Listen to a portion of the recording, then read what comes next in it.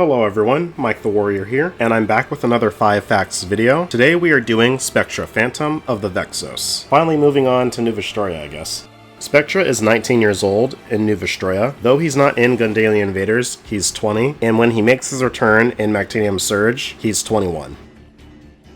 Spectra's real name is Keith. He is the son of Professor Clay and the elder brother of Mira. When the Vestals traveled from their homeworld to New Vestroia, they enslaved the Bakugan as soon as they got there. Though the entirety of his childhood is never really dove into, through Mira, we're able to deduce that he was fairly good at Bakugan, to the point where she was positive that if he joined the Resistance, they would have no trouble beating the Vexos. Because we don't know that much about Keith, it's really hard to pinpoint what exactly caused him to turn into Spectra. However, when the Vexos kidnapped the original Bakugan that saved the original Vestroia, Hydronoid was being experimented on, as he put up quite a fight when they tried to turn him into stone, and they got the idea to make a mechanical Bakugan out of Hydronoid's likeness. And in a flashback, we see that Spectra, or Keith, was actually in the room. So a theory could be made that he heard of the stories that Hydronoid and Masquerade had gone through in order to create the ultimate Bakugan, and it could have inspired him to want to do the same. However, this is just a theory. Once he dons the mask, he becomes the leader of the Vexos,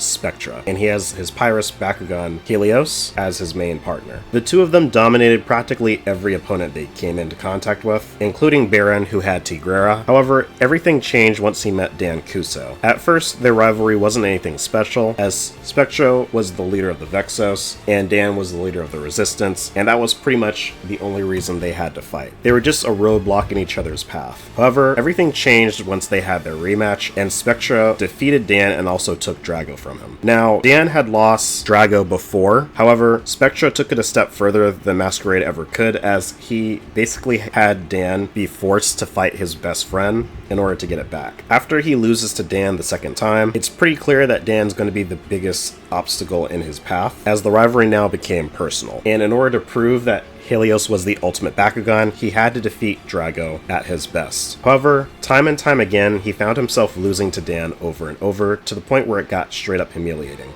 This one's for the history books! Ability activate! Burning infinity! Hey yo, what the fuck?!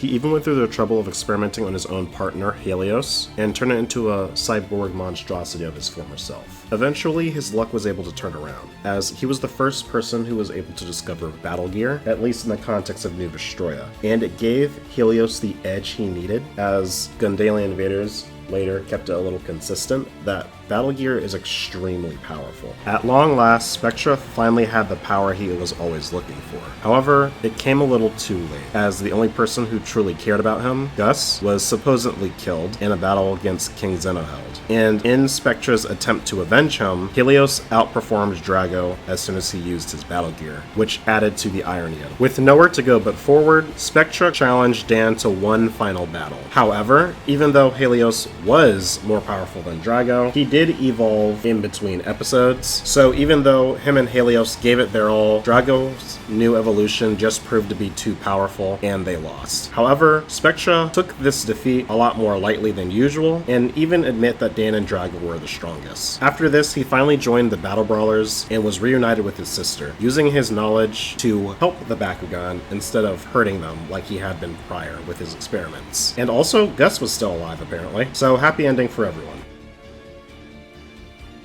He also came back in Mactanium Surge for no reason, and he was Darkus, and it was never really explained, but it doesn't really matter. Let's not get into that.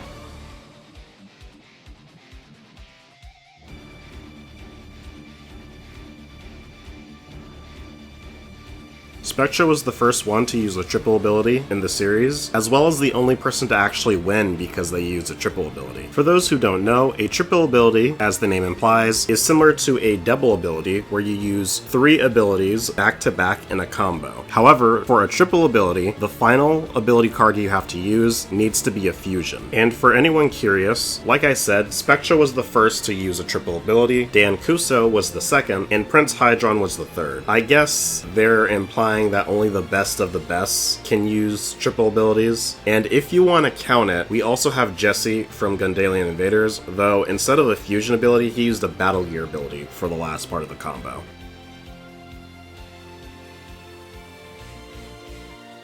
Spectra's voice actor is Dan Petronievich. Man, I hope I said that right. He also plays Murdoch in the Bakugan Battle Brawlers video game, along with Elico, Jake, Lumagrau, and Julio. And for anyone who watches Total Drama Island, he plays Jeff.